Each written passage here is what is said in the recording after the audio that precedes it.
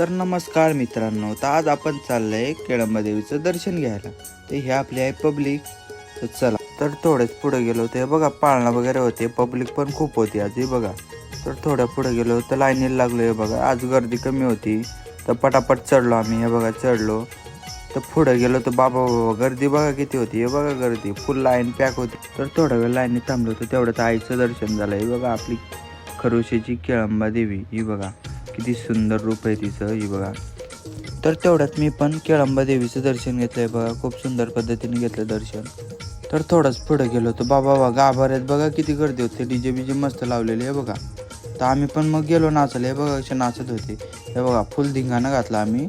हे बघा, फुल पब्लिक होती, फुल नाचलो. हे बघा, तरी पोरा होती तर यांचा भलताच काय चाललेला. सगळे पोरांचं लक्ष त्यांच्याकडे होतं. हे बघा, तसंच आम्ही नाचलो. हे बघा, फुल धिंगाणं घातलं. हे बघा, पोरं कशी नाचत होती. हे बघा, फुल नाचलो आणि देवीचं वगैरे दर्शन घेतलं आणि आलो तसंच खाली.